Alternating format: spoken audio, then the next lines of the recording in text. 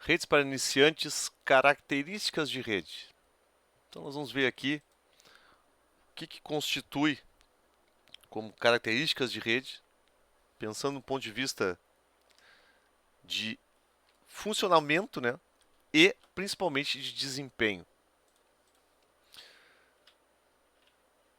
Então, basicamente define o desempenho de uma rede. São elas: largura de banda, bandwidth, latência, o atraso, delay, são todos sinônimos. Jitter, que é a variação do atraso. Aqui também tem o termo de lag, né? Às vezes aparece lag. Tudo é a mesma coisa, certo? Trata-se de atraso.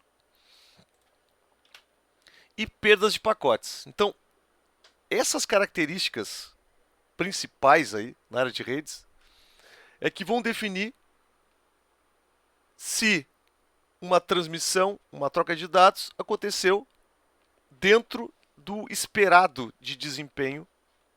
E isso tem a ver com a tecnologia de rede local, com a largura de banda, com a quantidade de tráfego concorrente e outras variações que podem acontecer.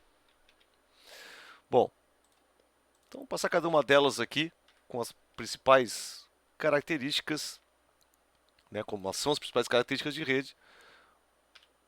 Vamos falar um pouco sobre largura de banda. Então, o que é largura de banda? Ela é medida em bits por segundo. Então, basicamente, é a quantidade de bits que passam por segundo. Então, quanto mais, melhor. O limite, na verdade, é financeiro, né? Tecnológico. Então, vamos pegar um exemplo. Eu tenho um link de satélite. Tu está limitado pela questão tecnológica. Não, eu tenho que eu preciso de um link de 20 gigabits por segundo. Existe? Eu posso pagar hoje um link de 20 gigabits por segundo? Quero botar na minha casa. Pode? Pode. Qual é o problema aqui? Quanto é que custa isso? Certo? Não estou nem discutindo se é útil ou não, se vai ser usada a pleno, etc. Estou colocando que as questões são relacionadas a limite financeiro também. Então, tecnologicamente, hoje tem muita coisa que avançou. É a velocidade nominal, né? Um link, por exemplo, de 100 megabits por segundo. Essa é a chamada velocidade nominal. Essa é a quantidade de bits por segundo que tem um alcance num meio de transmissão com determinada tecnologia. Agora, vazão ou throughput tem outra razão, que é a quantidade de bits somente dos dados. Fora cabeçalho. Lembrando, né?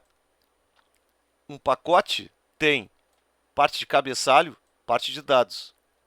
Quando a gente trata de largura de banda nominal, a gente está tratando do somatório de bits que tem no cabeçalho mais dados. Quando a gente está tratando de vazão, a gente está tratando apenas do seguinte, só da parte que interessa. Eu quero saber apenas a quantidade de dados que foram transmitidos. Não me interessa cabeçalho. Na prática, né?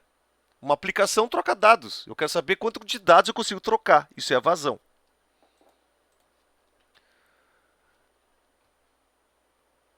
O detalhe é que nem todos os pacotes são de tamanho máximo, né? Nem todos utilizam o máximo de carga útil. Então, provavelmente tu não vai conseguir atingir nem perto do que é o máximo da velocidade nominal. O overhead, ou seja, o que é overhead? Overhead é a quantidade de controle. Quanto de controle eu tenho na rede e quanto eu tenho de dados. Essa é a proporção. Tu tem aí de 3 a 5% do valor nominal da largura de banda. Quer dizer o que isso aqui? Por exemplo, meu link de 100 mega. Qual é a vazão que eu alcanço num link de 100 mega? Dependendo da quantidade de controle que tenha, tu vai chegar aí perto de 95, 97 megabits de dados transferidos. nunca 100. Ok? Outro termo importante aqui chamado good put. O que é good put? Qual a diferença? Largura de banda, vazão e good put. É a quantidade de bits somente dos dados, fora cabeçalho, igual a vazão, só que úteis, sem contabilizar retransmissões e redundâncias de mensagens de protocolo de aplicação.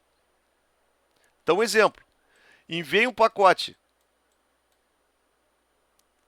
Esse pacote não foi recebido, enviei de novo.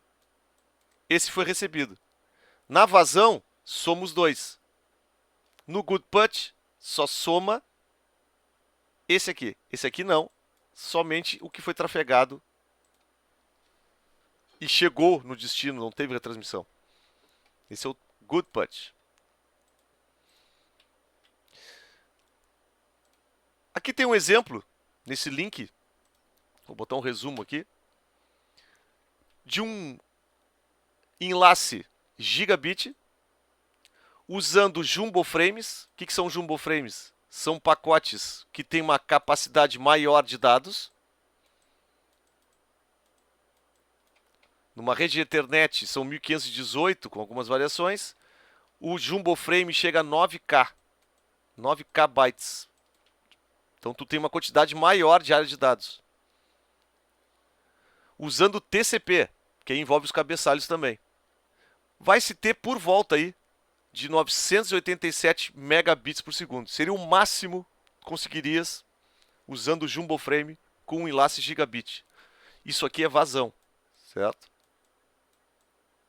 Então tu nunca vai chegar em gigabit, isso aí não é nenhum problema. Muito bem. Latência, ou atraso, ou delay, ou lag. Então ele é medido em milissegundos, que é um milésimo de segundo. Existem inserções de atraso em todo o caminho do pacote. Então tem tempo perdido no empacotamento dos dados, na passagem em cada dispositivo intermediário, tempo de propagação na rede, o tempo de processamento dos pacotes do receptor e por aí vai. Então vai se agregando, né? Atrasos mínimos, mas vão se agregando. Então tu vai chegar aí com valores que podem ou não atrapalhar, né, o desempenho da rede. Então o atraso afeta diretamente o desempenho da vazão. Então, o que é um atraso normal? Numa rede local, tu vai chegar próximo aí de 1 milissegundo. Na internet, tu pode chegar a atrasos das centenas de milissegundos, 300 milissegundos, coisa do tipo. E isso aqui afeta diretamente a vazão. Então aqui tem um exemplo, uma calculadora de vazão de TCP.